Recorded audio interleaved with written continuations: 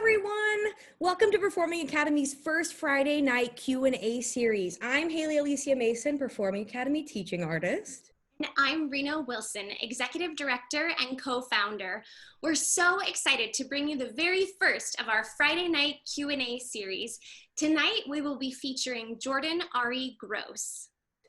And please join us on Sunday evening at 7 p.m. for another installment of Live from the Living Room. This week, we'll be featuring teaching artist Dave Abrams and PA student Mackenzie Bunzel-Hardy and our very own Rena Wilson. In order for us to continue offering these series, like this Q&A, our Wednesday workshops, please consider making a donation to Performing Academy. Every little bit helps as we continue to provide the community with top-notch training. We started Performing Academy, formerly La Marinda and Castro Valley Theater Academy, in 2011. Our goal over all of these years is to create artists and theater audiences for many, many years to come. Your support now will help keep that mission alive. A reminder that through Shelter in Place, Performing Academy continues to offer top-notch training, coaching, and so much more. If you want to take a class with any of our incredible teaching artists, please email me, rena@performingacademy.com. Without further ado, I'm going to turn things over to Haley and Jordan. Haley, take it away. Thanks so much, Rena, and welcome, Jordan Ari Gross. Hi, am I here? You're here. Oh my God, and also I'm such a fan of Rena. Can I just say that when I visited Haley and San Fran that I came to see Beach Blanket Babylon? You're amazing, just had to say that. And we didn't even know Rena was gonna be on, right? Like it was, The tea. she swung in that night and I was like, what are the odds? That was so much fun. I'm so glad you brought that up, Jordan. Literally an icon. Thank you. Well, thank you for being here. How are you doing? I'm okay. I'm checking in with friends a lot every day. I feel like that's my first thing that I do every morning. And I'm just trying to, do one thing a day for me. Absolutely. I love that. Can you tell us, where are you right now in the world? I am in upstate New York, right outside of Albany.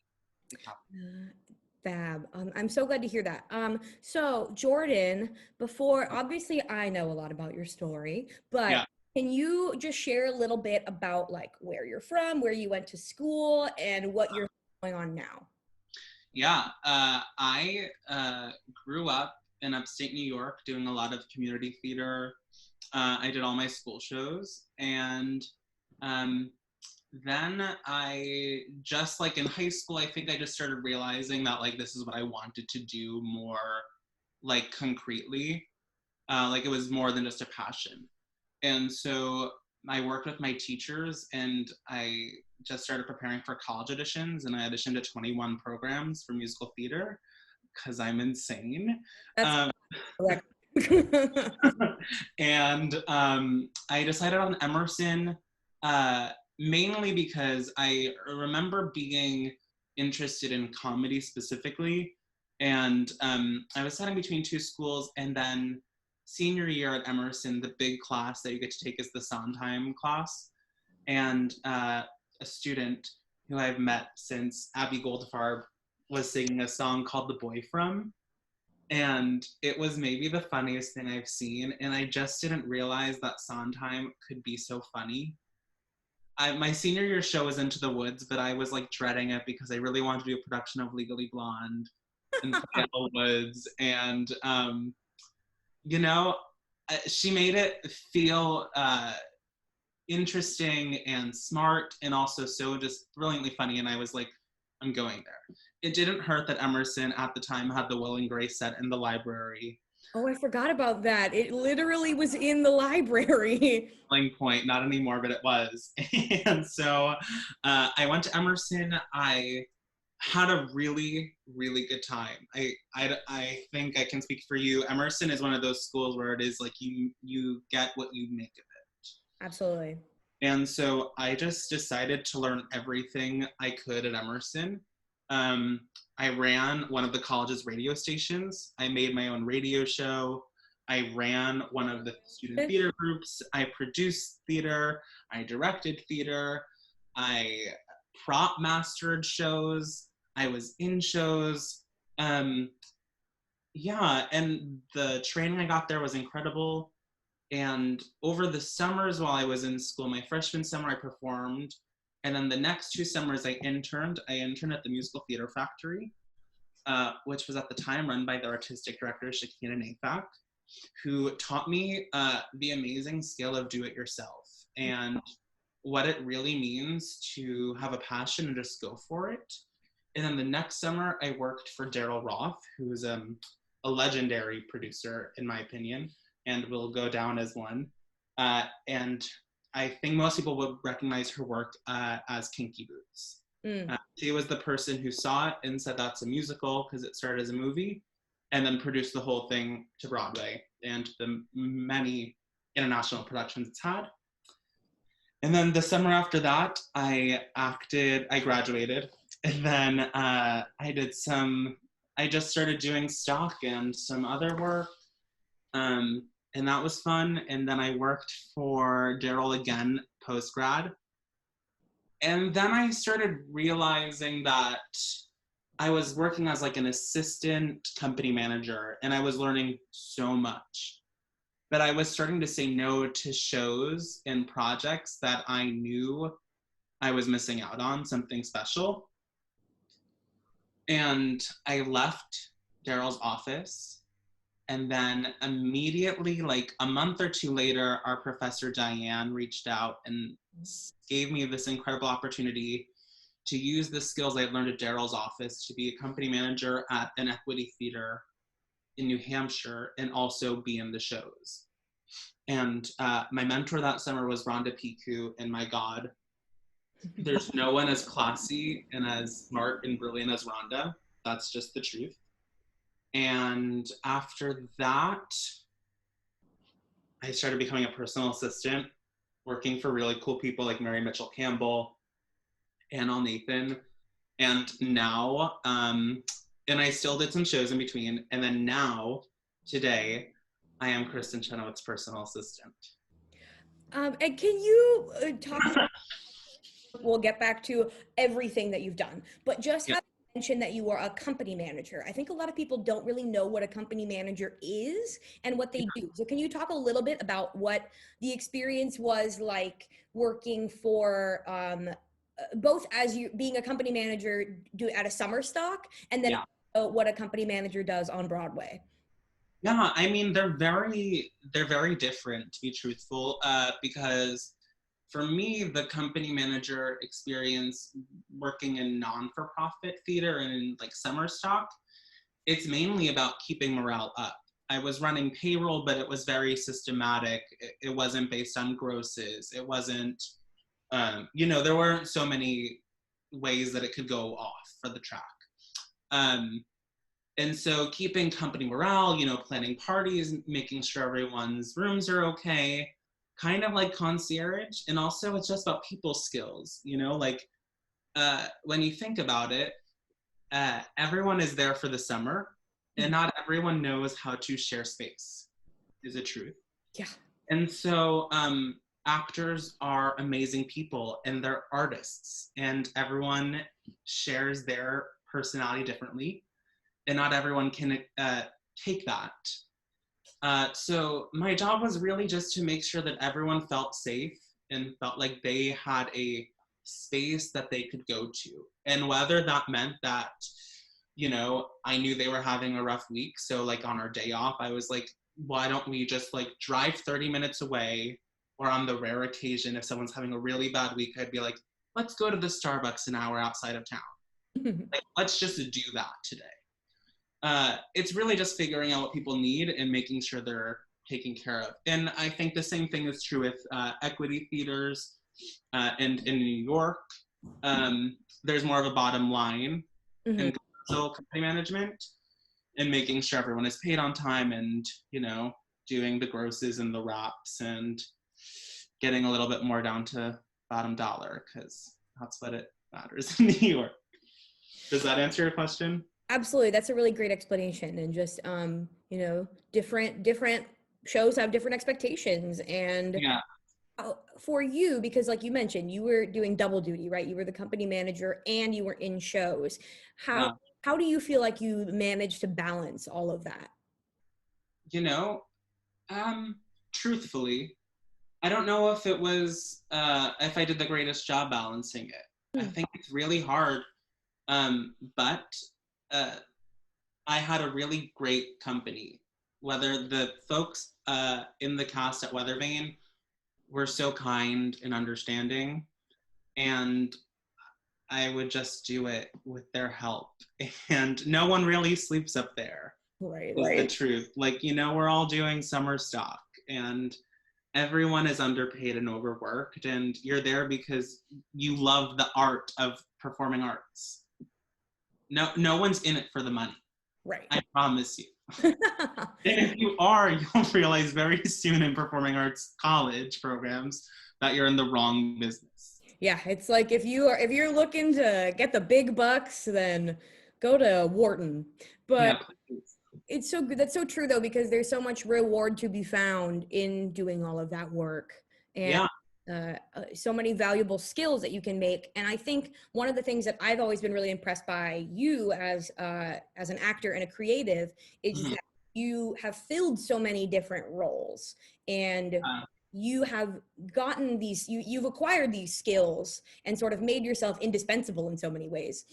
So could you just talk a little bit about how you use your skills as an actor to do things like be a personal assistant or to work in Daryl's office or as the company manager? yeah, well, uh, truthfully, the biggest thing that I learned the biggest thing for me, besides comedy, which I'm like always learning and always studying what's funny and what isn't, my high school theater teacher, Mr. Yura, would always just be like, just breathe and then react, right? And even if you look at like the stock market, it's based on reaction, and it's most decisions are made out of fear or confidence. And so, as a personal assistant, I just have to breathe and react to the situation in front of me, right? Like, uh, I'm trying to think of an example that it's okay to talk about, but let's just say like something is missing that needs to be there. We're gonna find it. If we know we brought it, we're gonna find it. It might take an extra minute, but we'll get there. There's no problem that I've encountered that the world is burning. You know what I mean? Like we're all gonna breathe and live another day. Yeah, absolutely. And like being able to, roll with the punches and uh, Hmm. eh, keep a good head on your shoulders and keep moving with it and not letting it, stop you. Right, and the same thing would be true in a musical. Like when we were doing Titanic, Haley, by the way, if you've never seen her perform live, is amazing. And I remember I was doing Violet at the same time as I was doing Titanic, and I did 8 rehearsals, which truthfully was not enough time for me to learn that show. But that cast was so supportive that even if I messed up a line, or I messed up the blocking, it was like shoved with love, and like we just keep on going. We'll take a moment to breathe, recognize what's going on, and then react appropriately. And once you get that like level-headedness, it doesn't matter what part of the business you're at. No one wants to work with someone who's overcomplicating things. We Yeah. just breathe and deal with what's in front of us. Yeah, that's so true. And it's like there's already so many other mitigating factors that are out of your control, right? Like maybe the subway is running late, or Yeah, maybe there's a blizzard that day, and all yeah, of the things that you have to take into account. That you already have all of that. And you can only control yourself in those situations. yeah. Yeah. I also want to ask a little bit about how like your assisting jobs, how has what you've assisted on informed you as an actor as well? So on the flip side of the coin, so Yeah.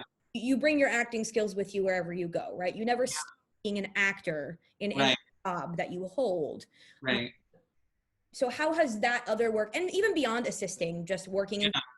and working at MT Factory, how has that informed who you are as an actor now? Well, Kristen, often says the most brilliant thing in the world, and I hope if the kids listening today only take away one thing, it's this, is that there are no more rules, right? Like, people are making their own work, and you know what, it's so true. Like, everyone in this business is talented. You get to a certain point and you're like, ah, yes, those are the 4 people that I'm up against for Barfay, or the same 4 people that I was in callbacks for Cunningham. Like, we're all the same folks. We're all talented. And after that, it's just like, what keeps you there? What keeps you going? And for some people, it's only performing. And for others, they can find creative ways using performing and producing. And maybe I'm gonna go, you know, produce a cabaret of Goldrich and Heisler music. Which you did. Which I did, but like, you know, like, you're just figuring out ways that feed that hunger. Yeah. I'm also, the first story that came to mind for me when I was talking about Kristen, like, one of the first nights I was working for her, she was going over the script for her Broadway show For the Girls, which was a 2-week run. And she was like trying to figure out comedy for this specific moment. And it was so real and so genuine. And she asked me what I thought. And I've never forgotten that moment. We didn't know each other very well, but she just wanted my opinion. And I think we're always trying to figure out what's funny and what works. And, you know, like, it's okay to ask people what you're thinking and what they're thinking, what their thoughts are. You don't have to listen to them, but to ask someone is okay, and be collaborative. Yeah. No, I love, yes, because, you know, I got to sit on, you know, my friend Nicole, who teaches, we're talking about, in on her class yesterday, and she had asked her kids, like, what's one thing that your theater training has taught you beyond the disciplines, right? Yeah. And made a comment about, like, being collaborative is the base of everything in this industry, is being able to talk to people and connect with people and maintain relationships. And I think you are one of the prime examples of somebody who maintains relationships in a way that's also sincere, and from a place of, I want to learn and I want to do this and I want to learn from you and from these other people. And you can take from it what you will, but can you speak about, like, how these jobs have come to you? And I know it's kind of hard to say that because a lot of it is like, it's all who you know. Right. Just to you, what is networking? What is that? Like, we call you the networking king all the time, but to you, what is that? You know, it comes back to, like, an Ann Nathan quote, which is, like, always doing good work, right? And our friends at home who Ann Nathan is to you. Ann Nathan is, like, the queen of all queens. If you don't know her, you have to look her up. She has so many Broadway credits, and I won't name them all, but I think one of her moments is Miss Flannery in the original cast of Millie. And, you know, I'm a student of hers, and if you're ever looking for a teacher, I highly recommend her. Although Haley and Rena and the Performing Arts Academy are amazing as well. And if you haven't done so already, you know, you might want to donate a Venmo if you can. Oh God, I forgot where I was going with that after I did the plug. And Nathan, circle me back, Haley. To you. So how has Ann Nathan helped you in this journey that you've taken? Got it. So Ann, you know, it has to go back before the personal assistant, because I told Ann early on that I was interested in doing everything. And Ann was kind enough to be like, okay, well, let me see. And when I was at the Musical Theater Factory, she was doing a workshop of a show, not Romance in Hard Times. Oh, Roar of the Grease Paint, Smell of the Crowd. Does that sound familiar? Yes. And Santino Fontana wrote a new book for the show, and they were trying to figure it out, and it was at Roundabout. And she got me a PA job on that show. And so then the next summer came about, and I was like, Ann, I really want to work for a producer. And so Ann sent Daryl Roth an email for me, and that got me an interview with Daryl, an in-person interview with Daryl Roth, which, like, my brain was freaking out. And then that was all good. And then what happened after that? It was either Mary Mitchell or the Millie reunion. And I think it was the Millie reunion. Mm-hmm. they did the Thoroughly Modern Millie reunion, and then I was like, Anne, I'm so sorry to send this email, but I will do whatever it takes to like PA on this show. And so she got me in on that show, and I've worked with the Actors Fund since and PA'd their productions. And then as I was wrapping up Weather Vane, Ann Nathan texted me and said, if this is of interest to you, great. And if it's of not, no worries. But Mary Mitchell Campbell, a very amazing, there are so many adjectives used to describe her. I don't know which ones to choose right now. But goodness comes to mind. She was looking for an assistant, and she runs an amazing non-for-profit called Artists Striving to End Poverty. In addition to, you know, being like Broadway's Toast music supervisor, she's done Mean Girls, The Prom. I don't know what her title is, but she's on Moulin Rouge. She's on a bunch of shows and new shows in development. And she was looking for a personal assistant, and so I was working with her. I worked with some other folks, and that was just through like friends. Like Mona Moria got me a job, which was an incredible job, an amazing job, and I love that job. But then working for Mary Mitchell kind of led to Kristen. And I think it really does come back to Anne. If I was a disaster as a student, she probably wouldn't have helped me. And if I was a disaster on the PA project for the show, she wouldn't have helped me. And I think about that Ann Nathan quote a lot. And in terms I write to, so like when I'm writing drafts, I'm like, it just has to be good and good to your own standards.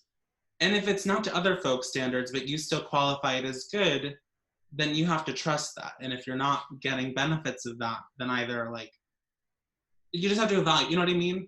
But you don't always have to do good work to whatever that means, and hold yourself to high standards. Yeah. And I think even then it's like good doesn't mean perfect, right? Like we're not coming out with the expectation that the first thing that you put out there is perfect. Like I talk to my kids about how, you know, if we were already ready for Broadway, right, you wouldn't need class. So getting back on things and for something to be good, it just means that you want, like wanting it to be good is already a huge first step.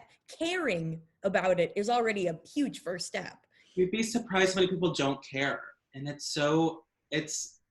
you were like hitting the nail on the head a few moments ago when we were talking about collaborative people, because like the most boring thing to me is when someone's not collaborative and doesn't want to play ball.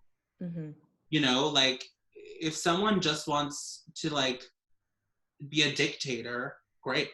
Let them be a dictator, and that's totally fine. But that's not the field that I want to go in. I chose performing arts because Christine O'Grady at Barrington Stage Company told me and taught me about collaboration and how specific every department is. And when I was doing Little Mermaid, you saw the props designer come in and like ask me if I'm left-handed or right-handed, and then work with me on how chopping fish is funny. You know what I mean? Like it's that collaborative level of detail that I was like, my mind is blown. I have to do this every day for the rest of my life. Like I have to figure out how can I collaborate with people. Yeah. And that is why I keep going. Oh, I love that. You're so insightful. I want to take a quick pause. If anybody is watching at home and has any questions specifically for Diva J, as we affectionately refer to him, while he's still with us, please go ahead and drop them in the comments. But you're giving us so much great material already, Jordan. I'm sure people are just like, oh, wow. I'm sure they are. And if you have any questions for Haley Mason, I'd be happy to ask them as well. I'm around all the time. But yeah, I know we have a couple from our friend Emily White, who we both know. Hi, Emily. Costume designer. And she wanted to ask, what has been your most stressful quick change? I think it was probably in James the Giant Peach, actually, Emily. Which was a show she beautifully designed. When I went from like, I don't even know, I probably was just Earthworm at the beginning into like a garden gal and into like a full-on dress and heels. That was a hysterical number. I think they may have even cut my heels because I couldn't get them, but Thomas still wore them, and I was like, how is Thomas still dancing in heels?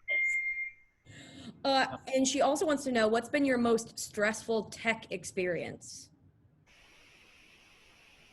Well, only because Emily was there with me. You know what? Can I give Emily White a shout out? Of course. And this I think goes to the collaboration, and like not everyone is me, and I totally recognize that, and everyone has boundaries, but my philosophy is like we're gonna get the job done and we're gonna be a team. Even if the team is like falling apart, like the greater good is the show. And someone told Emily that they like wanted to change an entire costume design on her right before tech. Oh, And so we were like, that's not possible. Like, we just bought these costumes, they cost a lot of money. And so I just remember me and our friend Joe Hordenberger went to the costume shop and just like, I think we did like such minimal work because like we didn't really have enough knowledge of the equipment to help her, but just like stayed with her and kept morale up. And that was a show that we worked on in our senior year of college. I'm not gonna name the name, but I think she. I love it. Emily helped me during my quick change too, because I had to get out of this gigantic. Do you remember my purple parachute during Titanic? That was my it was like 300 yards of fabric. That's an over exaggeration. Yes. Had to like rip me out of that thing and get my life, like my life preserver on, and then send me back out for we'll meet tomorrow. Oh my God, that show. I have to go relearn that show. It's incredible. Highly recommend. Beautiful music in there. I'm Yestin. Maury Eston, the kindest man who came to our school. Why? So this is actually a great seg. You also in college were involved with the Musical Theater Society. Mhm. Can you talk a little bit about that? Can you tell our friends what it is and what your position was in MTS Yeah. in college? So MTS is the only student group committed to producing musicals. That's the only qualification that a show has to be proposed to MTS, was that it had to be a full, not even a full length musical, it just had to be musical. Mm-hmm. And I started that after I worked at the Musical Theater Factory. So like I remember my first year, I was like really ambitious. I was like, we're gonna do 2 brand new musicals. And we did our classmates John Acorn, who wrote a show called Monster. And then we also did a new show by Mark Cheminsky called The Road of Life. Mm. And I was president of that organization, and I coordinated everything from fundraising for Emerson Fights AIDS. And Emerson is one of the largest schools that provides fundraising events and raises money for Broadway Cares Equity Fights AIDS. And then I also planned our shows, which I think we did like 5 to 7 a school year. And then I also ran Artist of Distinction, which is every year we bring up someone to receive the award, the Nicole Leo Award. That I could be saying his name wrong, and if I am, I apologize. And it's just someone who made a significant contribution to musical theater. So when I was officially president of MTS, the first year we gave the award, which was our junior year during Guys and Dolls, we gave it to Stephen Aremus, who, if you don't know him, he is the music supervisor on shows like Kinky Boots, Book of Mormon, and Frozen. And then the next year we were doing Titanic, and Maury Yeston, it was just a very clear correlation to Titanic that we would bring Maury Yeston in, and he so generously, like Stephen, agreed to do a master class with us. And not that Stephen wasn't special to come see Guys and Dolls, because it wasn't. To get to go to dinner with him was incredible, and you know, he's a fountain of wealth. But there was something about Maury Yeston coming to see a show that he wrote and really getting to talk about it with him that night and the next day. And he thought I was a teacher, which was the funniest thing ever. And I was like, no, I'm not a teacher doing this show at the school. But yeah, you know, it's all about making opportunities for yourself and pushing yourself to get seen by who you want. Yeah, absolutely. Just while we're still on the topic of, you know, making work for yourself. We also got a fabulous question from one Miss Emily Jones. This was a personal submission, who wanted to talk about, how do you find your own voice? Sort of like, and that's a broad question, but Yeah. you have written some stuff for yourself. You've produced some of your own cabarets. And I think to even broaden it a little more, it's like, how have you, Jordan R. Gross, figured out who you want to be as a performer? And of course, your birthday was last Saturday, mine is tomorrow. We're only 25, but Yeah. as we're figuring it out, how are you finding that voice? Again, it's really about figuring out for me in my 25th year of life, who brings me joy as an artist and collaborator, and also who's willing to come to the table and say, like, let's make art. And shockingly, to no one, Emily Jones was the first person who saw the first scene of Stock. And we met at a coffee shop on, I believe, 90th Street in Amsterdam. And she picked the coffee place. And I will never forget that, because that was the first time I wrote anything. And I was scared out of my mind to share it with someone. And she just like, yes, and did brilliantly, and made me feel like I had a voice and that my voice mattered. And I'm still working on that project. That'll be the project I bring until I die into this world. But yeah.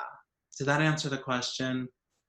Yeah, I mean, just sharing it with other people. And I also, can you touch a little bit on, like, I think one of the hardest things we as actors have to do is audition, Oh, at auditions. I know. Auditions.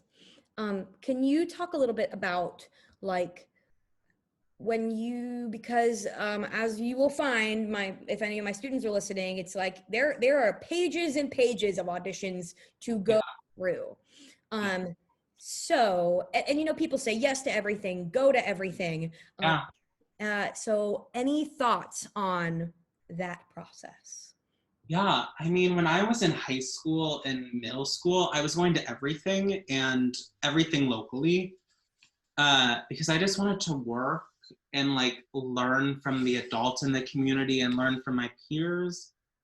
And I remember like I had an audition notebook, and I would like write down who was in the group, and like who was behind the table, what were they singing, what did I sing, what was I wearing, did I get a call back, how did I feel about the audition.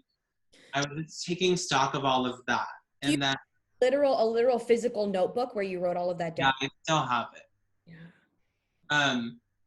And I learned that from, I think his name was Don Richard, who was on the Wicked tour. He did a masterclass in our community. And he was like, I to this day, he kept a notebook of all of his auditions and wrote it all down. And then going into the city, I think you have to be like a little more strategic, because obviously like New York is expensive for those who don't know. And so you got to find a way to make money in the city. And I was lucky in that I only was going on auditions that first year while I was working at Daryl's office for however many months it was, probably 7 months I was working there, that I knew I was right for, and that I knew I could get a call back pretty easily. So like Book of Mormon, Evan Hansen, like those shows that I knew I could walk into and be seen as like, yes, you got it. I was doing a lot of those. I was doing some of the shows that I knew that I was right for regional stuff and for non-act summer stuff. But I was watching my friends get really burnt out by going to so many auditions and not even loving the things that they were getting offers for. So I was lucky that I didn't have to learn the lesson the hard way for that. But again, I think it just comes down to like, there are no rules, Kristen Chenoweth. And you gotta do what makes you happy. You know what I mean? Like if going on 5 auditions a week is not bringing you joy, then like what will bring you joy? Will going on 2 auditions a week bring you joy? Will going on 1 audition a week bring you joy? Or will like starting your own writers group bring you joy? And like you're gonna write your own projects. It's just figuring that out. Yeah, for sure. And just it looks different for everybody. Yeah. And that's important to remember, is that there's no part of what I love about being able to do this and to like bring you guys on while we're all stuck at home. Yeah. Show, like the way Kristen found her fame is different from the way you will find yours, is different from the way Audra McDonald found hers, is different from the way we're all on these, you know, disparate paths, but no one way is the right way and no one way is the wrong way.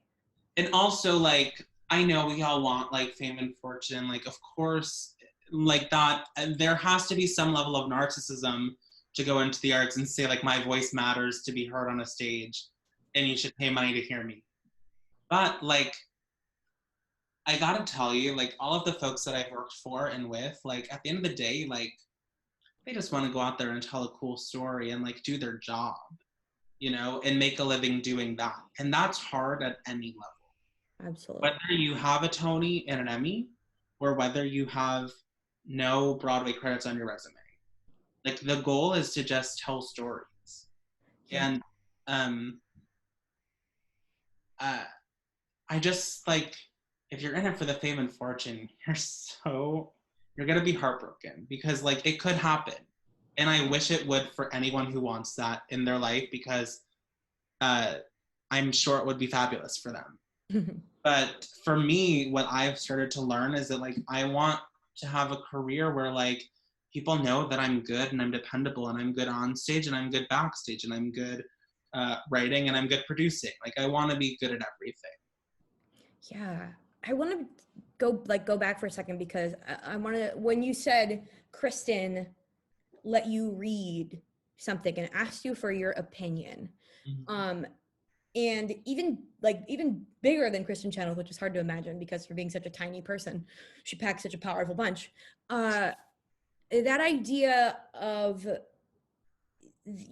always wanting to make sure that what you're doing is good and always wanting to grow, Mm-hmm. and just getting work in front of people and getting up in front of people, and letting them see you work can be scary. You know, like, I have to send out some emails tonight. I don't have to. I want to send out emails tonight to some folks, and I'm scared to do it, but I know it's something that I believe in, and so I'm going to. Yeah. And it's really hard to pull the trigger on that kind of stuff, but someone else will do it if you won't, is the truth. That is the truth of this biz. If you don't, someone else will. So why not be you? And why not you do it? I love that. And so this has been so great, Jordan. Thank you. While we're starting to wrap up, I wanna zero in a little bit and talk about our friends watching at home, because we were these guys, right? We were the 15-year-olds, you know. I was you with black hair. It looks great. What can our friends who, and I know this is such a crazy time right now and we're all just trying to cope. So first off, teacher Haley is saying it's okay if you're just trying to figure out how to cope. But and also Jordan is saying absolutely time and cope. But for our friends who are going, okay, I know that I like this theater thing. I know it's something that I want to take more seriously, whether or not you want to do it as a career. Totally standing, because it's also okay if you just want it to be a part of your life. Oh, and also, TK Christensen says, happy birthday, Haley. Thank you, whoever said happy birthday. Happy birthday, Haley. She has no clue what's coming. Oh, no. Can you talk a little bit about what you would recommend kids just start trying right now? And like we said, there's no right or wrong way, but advice you have for somebody who's just starting out and there's so much information, where to start? Truthfully, and I'm speaking in the general because everyone's at a different level, and know that as a young person, you're at a very different level than the next person your age to the left and to the right of you. The first mindset I would adopt is look to the left, look to the right. What art can you make together? Not everything has to be a competition. It really doesn't. And I think in the theater we try and love that. Like we love the drama, but like really like the best art comes from a good collaboration. And also I would just start listening and experiencing and developing a taste rather. So like start listening to something like Legally Blonde as opposed to Ragtime, as opposed to Sunday in the Park with George. Like start listening to these cast recordings and developing a taste. In terms of finding, I'm just gonna jump into like a few things, Hale, if this is like not what you want, just tell me. In terms of finding new rep of songs you want to sing, and it's probably geared more towards high school students in case they're watching, but no one ever taught me this until I went to a class that I snuck out of a Sean Mahoney ballet class and to see Diane Paulus give a lecture. And it was the best advice I've ever heard. And it was like, go look up people who are you or who you are wanting to be. So for me, that year, it was like Roger and Grease, Parfait and Spelling Bee and Cunningham and Mormon.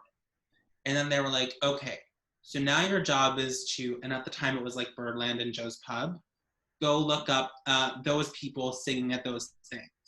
And then go the next level and look up their understudies and their swings and their covers and standbys and go look up what they're singing in concerts. And now you have so many more resources of like Green Room and 54 Below and everything else people are putting up content. And that's still a way that I discover new rep to this day. And also like, y'all are so ahead of the curve, I feel like, with TikTok. Like, those videos take time to make, y'all. Like, they're not easy. I spent so long making a TikTok shaving to Laurel Bundy on Legally Blonde. And it was, like, funny, but, like, not that funny. And I feel like the content you make, just make sure that you love it. And, again, if you love it and you feel comfy putting your name on it, it's golden in my book. Yeah, and when they have that rep, right? When you start singing those songs in your bedroom, where do they go from there, right? Once you become a fan, how do you grow those skills? Oh, for sure, you go to class. Truthfully, the only time I felt like I was growing wasn't in my high school productions. I mean, they were great. But it was like when I was in voice lessons and in acting classes and was like really working one-on-one with a professor and watching my classmates and taking notes. And for me, that was Broadway Bound in Delmar by Lindsay Packard Dashu and Jason Dashu. And for kids in the Bay Area, it's Performing Academy. But like, you gotta go to those classes. Like it never, Kristen will tell anyone who asks, she is a forever student. Like, knowledge is power, knowledge is key. Like I'm always watching and I always take notes. Kristen was checking a brand new song in Florida. We were in Florida in January with her director, Richard J. Alexander. And I just remember going into like the last row of the theater and her security guard was next to me and we were just talking. And all of a sudden they started working and I was like zoning in. I took out my notebook and I started writing like, okay, they're talking, oh, the moment before is not strong enough, set that up. Or like, oh, we're not hitting that word. Why that word? And then that night I went home and I like printed off this sheet music and I'm looking and like, what is that boy with the bugle? Like, where is all of this working? And like always staying curious, I think, is part of what makes learning exciting. And drama teachers are so special because they get it. They were us, they are us. And there's always a place of love. Whew. I'm muted, and I just love you. I love you too. That was so articulate. Thank you, Jordan. Thank you so much for doing this. Thank you for being here. As we're wrapping it up, do you have any final nuggets? So you've given us so much to work with already. This has been cool. Is there just any parting words from you?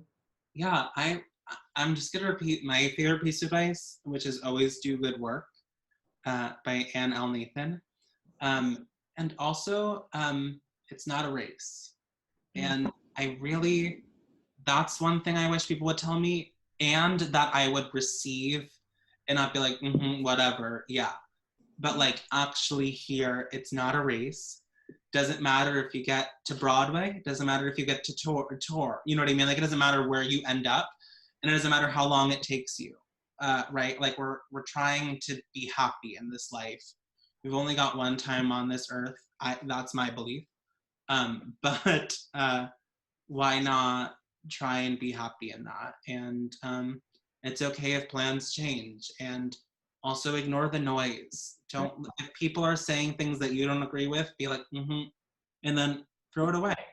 I love it. Thank you, Jordan. Yeah. Offer too, if anybody has more questions for Jordan, we're all on social media. Drop those questions below. Yeah. I will make sure that he sees them and we get that information to you guys. Yeah. Thank you so much. This was so great. Of course. Thanks, Haley. I love you. Happy early birthday. Thank you. I love you and your blonde hair. Rena, I'm such a fan. You have no clue. I literally am such a fan. I didn't say that before, but I'm freaking out. You made me blush so much, Jordan. Thank you. I totally remember now when you both came to see Beach Blanket. You were both home from school. Yeah. I am a fan of you. Thank you so much for coming today and to talk to us and to talk to our students. We are so tremendously grateful for your incredible wisdom and advice. I learned so much listening today, so thank you. Of course. I hope to come visit once this all is, solved and the world is okay again. Yes, come visit and teach some master classes for us. I would love nothing more. Amazing. Thank you everybody for tuning in today, and thank you so much again, Jordan Ari Gross, for being our very special guest on our Q&A. We'll see you Sunday night at 7 p.m. live from the living room. Have a great Friday and Saturday, everyone. Bye-bye. Bye.